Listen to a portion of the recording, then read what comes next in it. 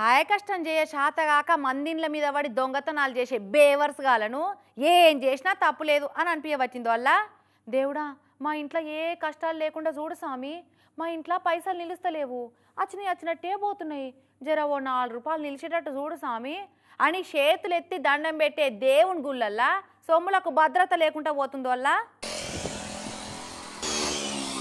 భయం లేని కోడి బజార్లో గుడ్డు పెట్టింది అన్నట్టు తయారవుతారు కదా దొంగ మొగపోలు. ఏకంగా దేవునుండిలకే సూటి పెడుతురు. వీళ్ళ చేతులు ఇరిగిపోను. సంగారెడ్డి నందిగామ ఊళ్ళో ఉన్న దుర్గమ్మ గుళ్ళకు అర్ధమరాత్రి 2 బండ్ల మీద వచ్చిన తాసిడిగాళ్ళు ఇక అటు ఇటు చూసిరు. అమాంతం ఉండిని లేవట్టిరు.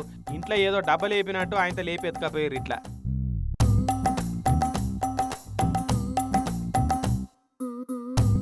ఇక బయటికి పోగానే దాని మీద ఇంత బట్టపే గప్పి బద్మాషోళ్ళు బండి మీద ఎక్కించుకొని బుర్రు అని అడిగించి పరారయ్యారు. ఇంకా ఈ దొంగతాసిడిగాళ్ళు కూడా బాగా హుషారైనట్టున్నారు. డిజిటల్ ఇండియా అని నిన్నీ అలా ఫోన్పే గూగుల్ పే అని డిజిటల్ అయిపోయారు అంతా. ఎవరి జేబులో కూడా పైసలు పెట్టుకొని తిరుగుతలేరు. ఇళ్ళల్లో అయినా ఇదివార లెక్క లిక్విడ్ క్యాష్ పెద్ద దొరుకుతలేదు.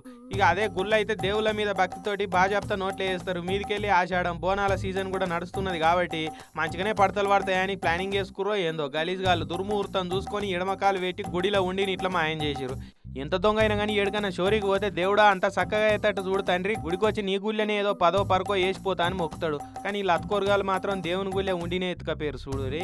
మరి బండ్లు నెంబర్ ప్లేట్లు ఆ బండ్లు పోయిన రూట్లు అన్నీ సీసీ కెమెరాలలో చూసి పోలీసు వాళ్ళు ఈ లత్కోరగాలను దొరకబట్టినాక ఈపులు చింతపండు చేస్తేందుకు ఎంకులాడుతురట.